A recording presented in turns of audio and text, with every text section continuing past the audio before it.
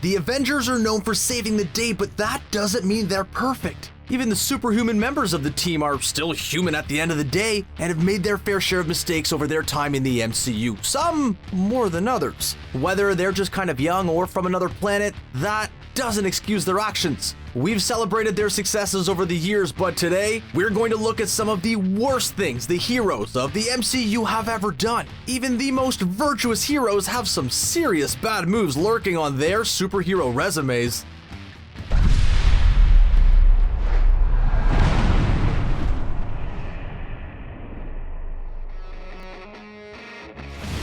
With great power comes great responsibility is a quote generally attributed to the Spider-Man franchise, but apparently Tony Stark didn't get that memo. After our favorite billionaire superhero perished in Avengers Endgame, he left behind a little gift for his protege, and by a little gift we mean an ultra-powerful pair of sunglasses which are capable of dispatching incredible weapons and projectiles at a moment's notice. So, you know, exactly the kind of thing you want to give to a high school kid. Tony didn't even include an instruction manual with the EDITH glasses Peter Parker received during Spider-Man Far From Home.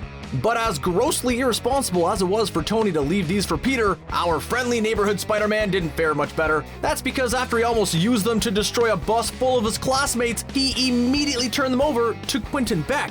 In his defense, they really do look better on Mysterio, but that's not the point. Handing ultra-powerful items over to someone that you just met is generally a bad idea, and it definitely was in this case. You would think Tony would have included some kind of failsafe, or at least made it so nobody other than Peter could use them using retina scanning technology.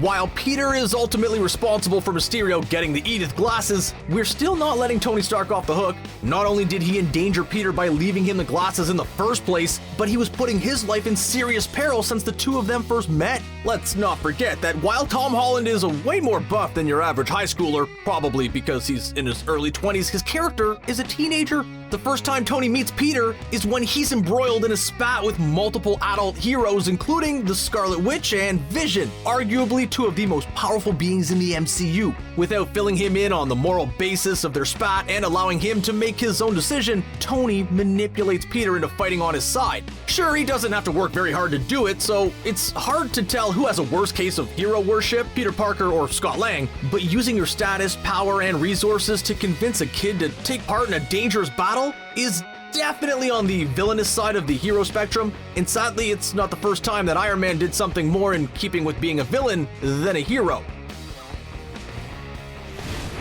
Tony Stark has created many incredible items over his long and prolific career in the MCU, but then there's Ultron. They say the road to the Asgardian underworld hell is paved with good intentions, and apparently that old adage is true in this fictional universe as well. Tony Stark and Bruce Banner apparently aren't familiar with the Terminator franchise because they decided to go halfway to Skynet by creating an artificial intelligence designed to safeguard Earth. Oh, and as if that didn't sound like a bad enough idea, they also did so using the Mind Stone because everyone knows the Infinity Stones are super safe, and using them never has any repercussions. We know these two brilliant scientists had the best of intentions, but that doesn't change the fact that they created a super strong, mega dangerous robot. As if there aren't enough villains and monsters assaulting the world regularly, these two just had to add one more. Many fans regard creating Ultron as one of, if not the worst thing Tony has ever done, but we're not letting Bruce Banner off the hook either. Shame on you, science bros.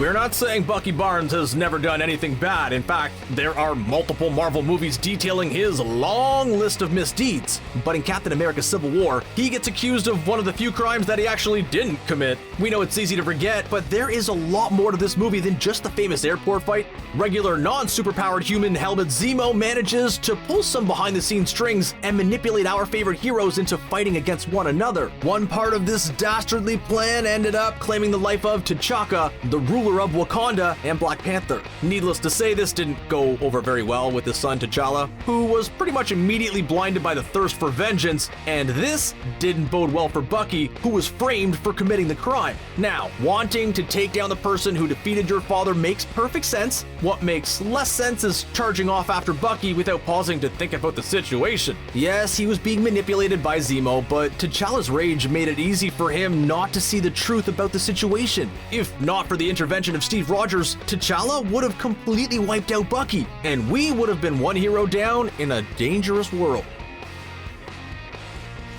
T'Challa trying to bring down Bucky is definitely a terrible thing, but let's not pretend he didn't have his reasons. Bucky Barnes hasn't always been the definition of friendship goals. For a very long time, he was the dreaded Winter Soldier who acted as an unthinking pawn of Hydra. He wasn't great at remembering his old life, but he was great at assassinating people. The Winter Soldier was responsible for many crimes, including the assassination of John F. Kennedy in 1963. Oh, yeah, he also claimed the lives of Tony Stark's parents, Howard and Maria Stark. That one was a bit more relevant to the plot of Captain America: Civil War. He took out the Starks and gained the Super Soldier Serum, but this would come back to bite him later on when Tony found out about his past. Although this particular Winter Soldier mission had the greatest impact on our movie viewing experience, it's safe to say Bucky has a lot on his conscience weighing him down, even if he wasn't really himself at the time. In the comic books, the PR nightmare that is his past is why he gives up the shield of Captain America, and could explain why Steve chose to give his shield to Sam Wilson in the MCU.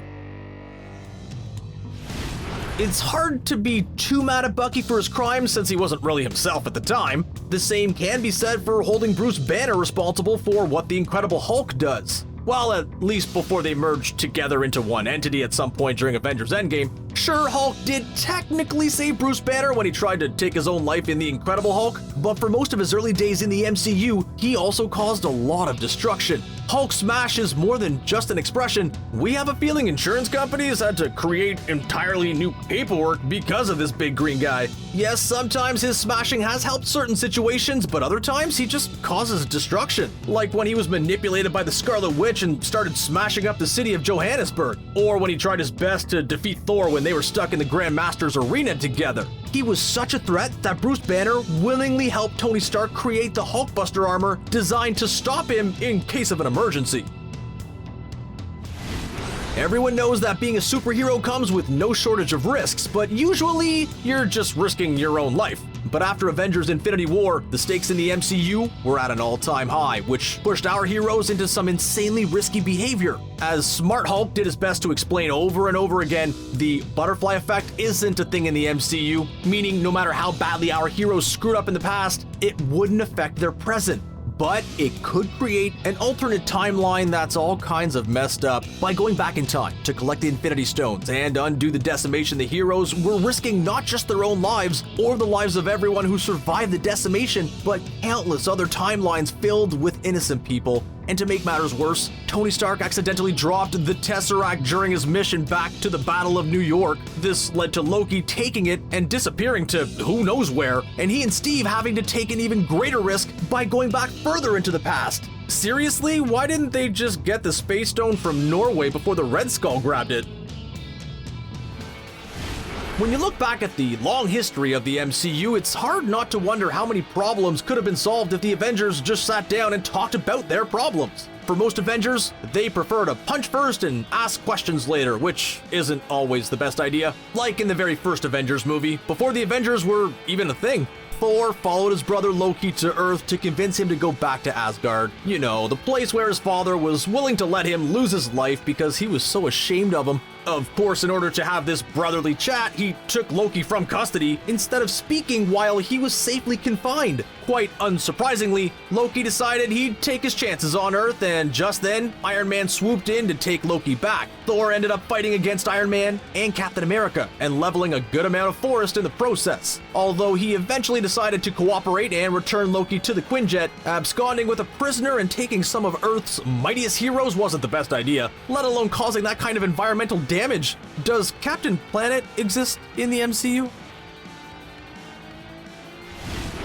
Earlier, we talked about Bucky Barnes and his time as the Winter Soldier, during which he committed tons of atrocities. Natasha Romanoff has a similar past, but a major difference is that she remembers full well what she did during her time with the Black Widow program. Once she joins the Avengers, she's a faithful ally, and frankly, the only one who really held things together following Infinity War. She even made the ultimate sacrifice to save Clint Barton, and by extension, everyone else in Endgame. Not that she even got a memorial for it or anything.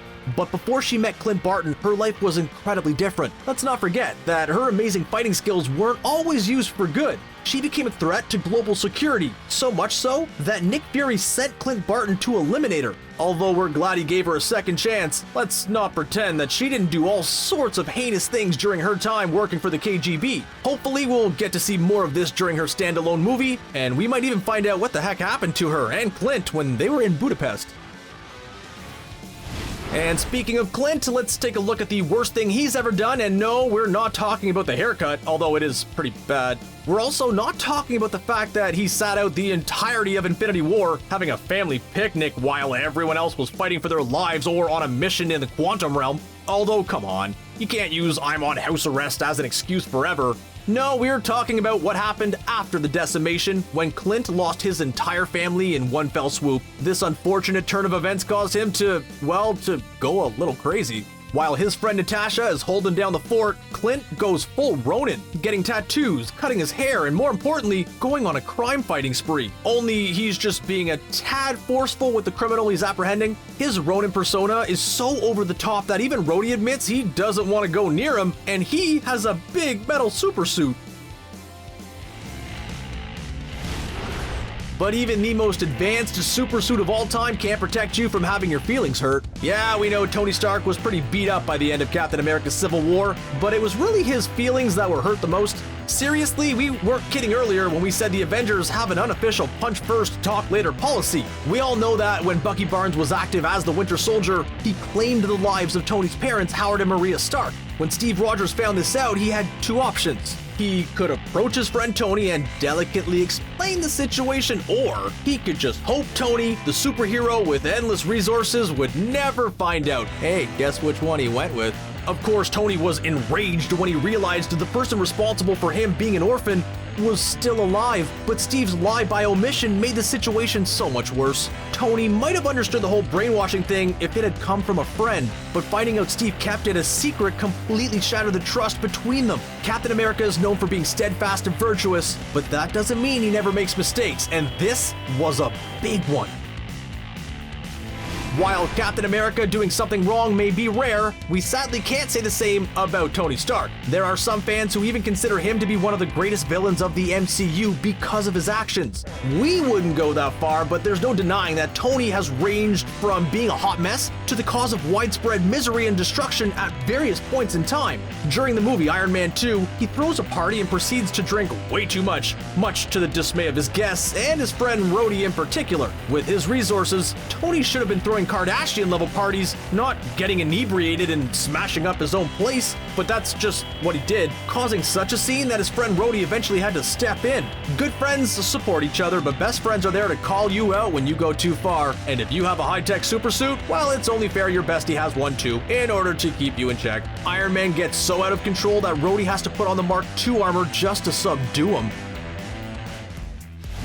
Wanda Maximoff doesn't need a super suit to be one of the most powerful characters in the MCU. Even her raw strength is enough for her to face Thanos head on. But unfortunately, since she's so powerful, she has more of a potential for causing destruction than the average superhero. In Avengers Age of Ultron, she and her brother were working with Ultron, who, as a quick reminder, was an evil robot. Sure, we don't blame her and Pietro for not being fans of Stark Industries after what happened to them, but that doesn't absolve her of responsibility for her actions. Not only did she fight against the Avengers, but she went all Freddy Krueger by invading their minds and terrifying them. After she switched sides and was no longer allied with an evil robot, she still caused a lot of damage, particularly in Captain America's Civil War. When an explosive detonated, Wanda did her best to contain the explosion, but her powers, well, overpowered her. Although it was an accident, Wanda ended up destroying a building and ending the lives of multiple relief aid workers from Wakanda. And of course, this incident was used as justification for the Sokovia Accords, which caused no ends of trouble in the superhero community. Wanda Maximoff's story proves that even with the very best of intentions, superpowers can be dangerous, and the more powerful you are, the more destruction you can cause. It's something Vision was forced to learn the hard way during Captain America's Civil War. For someone who wasn't human and was created using an Infinity Stone, Vision was a pretty nice guy. He believed in standing up for what's right. He did his best to reach out to Wanda during a difficult time, and he was even willing to sacrifice himself for the greater good during Infinity War. But let's not ignore the one giant oops on Vision's superhero resume, namely the time he permanently injured another member of the Avengers. Whoops, indeed. Everyone likes to focus on the funny quips that take place during the airport scene, and we admit we're guilty of that too. Remember the good times, like when Spider-Man grabbed Cap's shield? It's a lot more fun to think about that than the fact that Rhodey ended up paralyzed. When Steve and Bucky take off in the Quinjet, Falcon pursues them and Vision tries to stop him, but he misses and ends up hitting Rhodey, who ends up crippled. But at least Rhodey had a super genius best friend with limitless resources, so he was up and moving around in no time. Still, this was definitely not the best move on Vision's part. But being a superhero means taking risks, even if they don't always pay off. Being able to quickly assess situations and break down the risk versus rewards is an essential skill, and it's one Thor has always struggled with. We already talked about how risky it was to go back in time during Avengers Endgame, but Thor made an already dangerous situation even more needlessly difficult. He and Rocket went back in time to Asgard in order to retrieve the Reality Stone, but Thor went way off course when he got a glimpse of his mother. Now, we aren't trying to say we don't have any sympathy for Thor, who lost his entire family, his home, and his abs, but he was not only risking his own life and Rocket's, but the life of the entire universe, heck, the entire multiverse. This was a really ridiculous and unnecessary risk. Best case scenario, he got a heartwarming couple of minutes. Worst case scenario, everyone is doomed. This act was supremely selfish and short-sighted. Plus, it made us miss watching Rocket get the Reality Stone. Frankly, that's the real tragedy of Endgame, although the end was pretty sad too. Considering how much Thor improved since his debut in the MCU, his selfish Endgame maneuver seemed like a massive step backwards. What do you think is the worst thing an Avenger has done in the MCU? Tell us your pick in the comments section, and then click on the subscribe button for more videos from CBR. Bye for now.